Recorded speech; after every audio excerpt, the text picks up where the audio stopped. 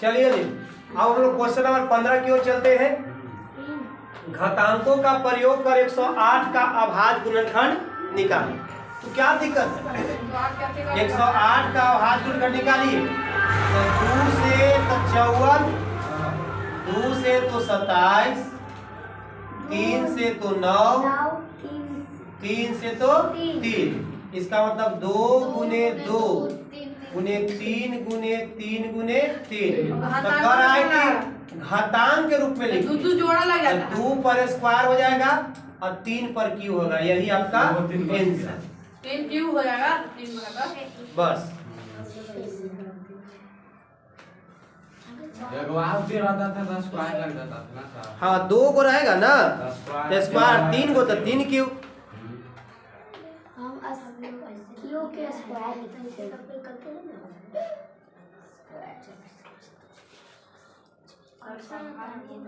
अब 16 number question चलेंगे। घातांकों का प्रयोग कर 840 का अभाज्य गुणनखंड निकाले। चलिए, इसमें भी कोई दिक्कत नहीं। इसमें भी कोई दिक्कत अब एक 840 का अभाज्य गुणनखंड, 840 का अभाज्य गुणनखंड निकालना है। तो 2 से लगाएंगे ना 420, 2 से तो 210, ठीक है, 2 से तो 105। फिर चलेंगे ना जी, फिर क्या करेंगे? फिर 3 से 135 ना, फिर 5 से तो 7, 5 से तो 7। इसका मतलब कि 2 गुने 2 गुने 2 गुने 3 गुने 5 गुने, तो 2 पर स्क्वायर गुने 3 गुने 5 गुने 7। ये आंसर आपका आ गया। देख लीजिए 2 3 57 सर 57। ये मुझे थोड़ा सा हमको 57 है ही इंटू में है। हाँ तो इंटू सर में। वैसे ऑप्शन में वैसे नहीं दे रहा। हाँ देखिए, नहीं सर वैसे नहीं दे रहा। केमा है, कहीं तो है 16 देखिए 16 का एक ई पर 3 को एक है ना, तो केमा मिलेगा? यह देखिए चौथा नंबर 2 के पावर क्यू। हाँ सही है, क्यू 3 को है ना। हाँ क्योंकि हाँ क्यों क्यू। हाँ फिर ये 3 को एक ही है, 3 एक ही को है ना, 5 एक है, 7 एक है। यार सही है। सही है। बराबर में है, देखो बराबर में सही है। चलिए अगला क्वेश्चन। चलिए क्वेश्चन नंबर 17 की ओर। घातांकों का प्रयोग का कर 87 मैंने कितना है 8712 का अभाज्य गुणनखंड। तो निकालेंगे फिर 8712 का अभाज्य गुणनखंड निकालेंगे। 2 से कट जाएगा तो 4 या 4 होगा, 3 दूनी 6, 5 दूनी 10, 6। ये देखो सही है। हाँ। फिर 2 से निकालेंगे तो 2 1 7 8।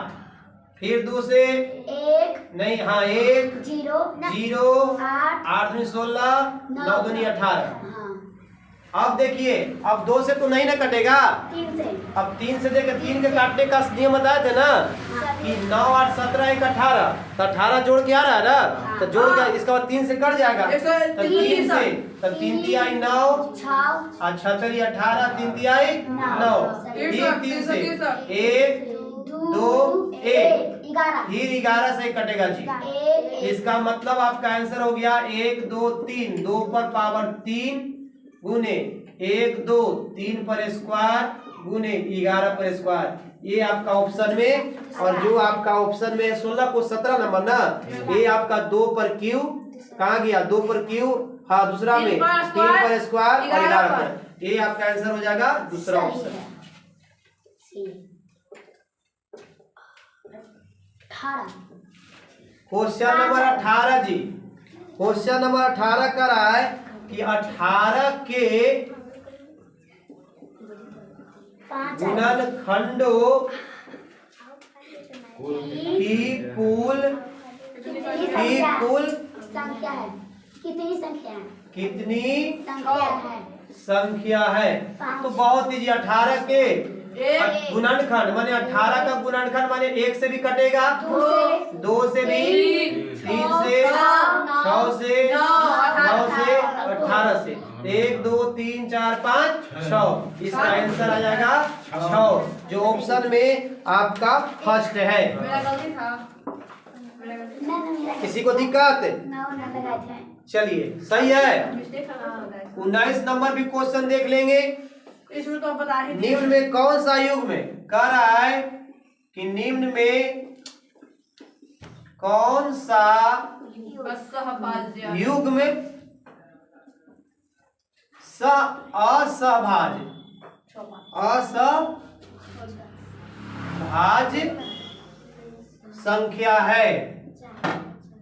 संख्या है, मतलब सअभाज्य संख्या है। तो ऑप्शन फर्स्ट दिया हुआ है आपका 2 3, सेकंड ऑप्शन दिया हुआ है 3 9, थर्ड ऑप्शन दिया हुआ है 2 4 पहला आंसर सही। और 4 दिया हुआ है 3 6। तो सअभाज्य में हम लोग जाने थे, क्या जाने थे कि सअभाज्य का जो कॉमन होगा, दोनों संख्याओं कॉमन कितना होगा? 1 होगा। हाँ। क्या होगा? 1 होगा। उसको क्या कहेंगे हम लोग? सअभाज्य। एक से खुद से कटेगा। हाँ, तो तो जैसे 2 में बटा 3, 2 जैसे 2 है तो 2 और 3 का भाग, तो 2 का मान लो कि कितना होता है जी? 1 और 2 से, और 3 का भी 1 और 3 से, तो यही ना कॉमन है जी। हाँ। एक ही कॉमन, इसलिए इसका सही। इसमें तो आपका आ रहा है 3 युग में आ रहा है। ठीक है, चलिए यहाँ तक बना लीजिए पहले। ऑप्शन भी उतारना ये था। पांचों हो गए कि देखिए जी, निम्न में कौन सा जोड़ा सहअभाज्य है, असहभाज्य है? का मतलब कि दोनों में कॉमन कितना होना चाहिए? 1। दोनों में कॉमन कितना होना चाहिए? 1। उसी को हम क्या कहते हैं जी? सहअभाज्य। अब बताइए, फर्स्ट चेक करते हैं। तब फर्स्ट में तो कॉमन 1 आ रहा है, काहे कि 9 का कॉमन, 9 का गुणनखंड 1 होता है या 9 होता है ना? 1 और नहीं, 1 और 3 गलती हो है ना, या 9। रुक जाओ। और 10 का क्या होता है? 1 2 5 और 10। लेकिन कॉमन तो एक ही ना है। कॉमन क्या है? तो जब कॉमन एक ही और कोई नहीं मिल रहा है, इसलिए आंसर हो जाएगा क्या आपका? 9 और 10 फर्स्ट आंसर ही हो जाएगा। इसमें तो 3, इसमें तो हो जा रहा है ना? कट जा रहा है सबसे। कोई दिक्कत? 21 क्वेश्चन नंबर 21 कहाँ तक आप लोग बनाए हैं? 20 तक बना है। तो बनाइए 21 तक। 21 तक खाली बना है।